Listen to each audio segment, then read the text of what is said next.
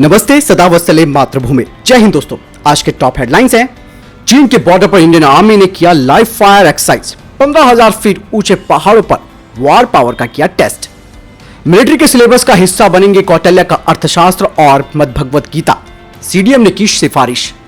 NSC Ajit Doval Bharat का पहला nuclear missile tracking ship ध्रुव को 10 सितंबर को करेंगे लॉन्च। भारतीय सेना के लिए स्टाई स्ट्राइकर की 100 यूनिटों के लिए अल्फा इलास्टिक को दिया गया 100 करोड़ का ऑर्डर। भारत और अमेरिका साथ में मिलकर बनाएंगे air launch unmanned aerial vehicles को। भारतीय वायुसेना ने जेन टेक्नोलॉजी को 150 करोड़ रुपए के एंटी ड्रोन सिस्टम का ऑर्डर दिया। पहले अपडेट की बात करते हैं तो वारी है न्यूक्लियर मिसाइल ट्रैकिंग शिप ध्रुव को लेकर। राष्ट्रीय सुरक्षा सलाहकार एनएससी अजीत डोभाल जी 10 सितंबर को भारत का पहला सैटेलाइट और बैलिस्टिक मिसाइल ट्रैकिंग जहाज ध्रुव को लॉन्च करने वाले हैं। इसकी शुरुआत विशाखापत्तनम से हो सकती है।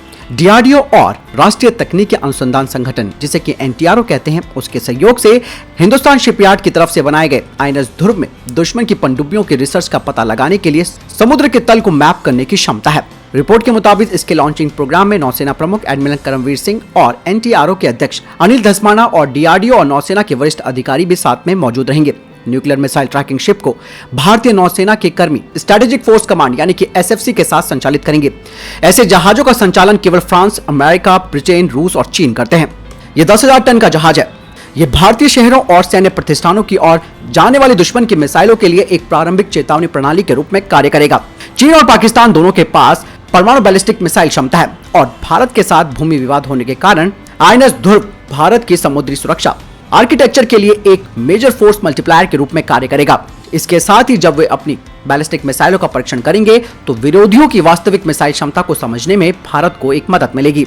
आईएनएस ध्रुव डीआरडीओ की तरफ से विकसित अत्याधुनिक सक्रिय यानी कि एक्टिव स्कैन एरे रडार जिसे कि आईसा कहते हैं उससे लैस है, जिसमें भारत पर नजर रखने वाले जासूसी सैटेलाइट्स की निगरानी के साथ साथ पूरे क्षेत्र में मिसाइल परीक्षणों की निगरानी के लिए विभिन्न स्पेक्ट्रम को स्कैन करने की क्षमता है। हिंद महासागर के तल की मैपिंग करके आईएनएस ध्रुव भारतीय नौसेना को तीनों डायमेंशन यानी कि सबसरफेस, सरफेस और एरियल में बेहतर मिलिट्री ऑपरेशन की योजना बनाने में मदद करेगा। स्वदेशी में दम है दोस्तों, इसीलिए अब भारत भी फ्रांस, अमेरिका, ब्रिटेन, रूस और चीन की लाइन में ही खड़ा हो गया है।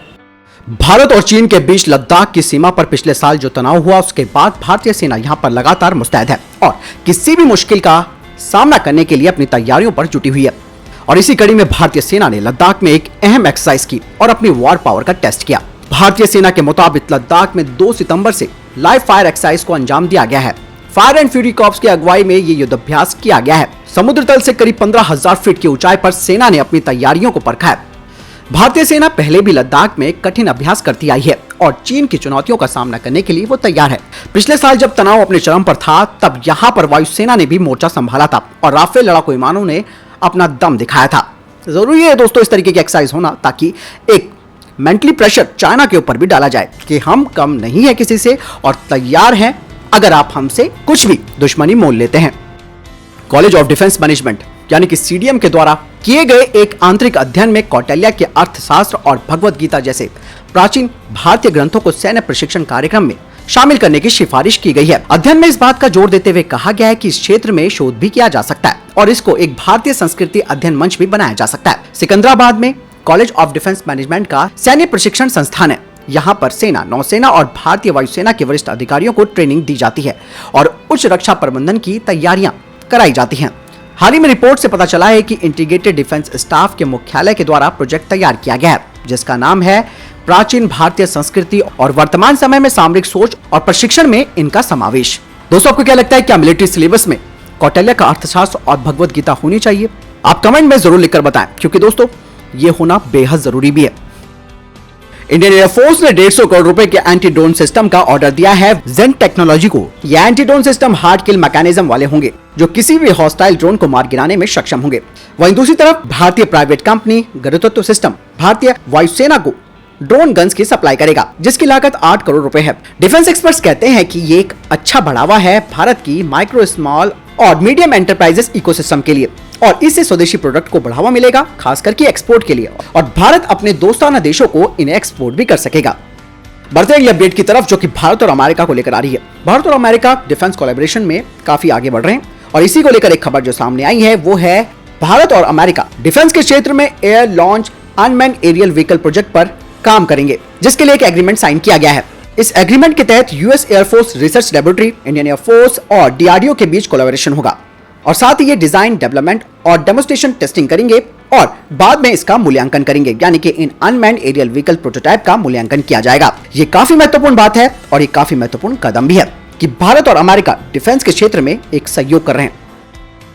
अल्फा इलास्टिक, जो कि एक जॉइंट वेंचर है भारतीय alpha design technology private limited और इजराइल के एल्बिट सिस्टम का, इन्हें भारतीय सेना की तरफ से 100 करोड़ का ऑर्डर मिला है, 100 यूनिटें, जिसमें कि इन्हें 100 यूनिटें देनी है स्काई स्ट्राइकर लॉइटरिंग म्यूनिशन की और कॉन्ट्रैक्ट के 18 महीनों के अंदर इनकी डिलीवरी होनी है और इसके लिए इंफ्रास्ट्रक्चर पहले से ही भारत में तैयार है। एल्बिट सिस्टम भारत को ट्रांसफर ऑफ टेक्नोलॉजी देगा इसके फॉलो ऑन एग्रीमेंट के तहत। स्काई स्ट्राइकर एक स्वचालित अनमैन्ड सिस्टम है जिसे कि इलेक्ट्रिक पर्पजन से पावर मिलती है और ये कवर्ड ऑपरेशंस को कर सकता है लो एल्टीट्यूड पर भी।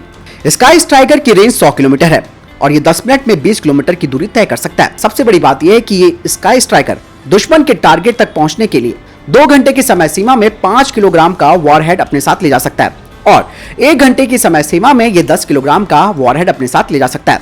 एक और खास बात यह है कि ये स्ट्राइक तभी करता है जब इसे ग्राउंड कंट्रोल यूनिट से आदेश मिलेगा, उससे पहले ये टारगेट को अच्छी तरीके से जांच करता है।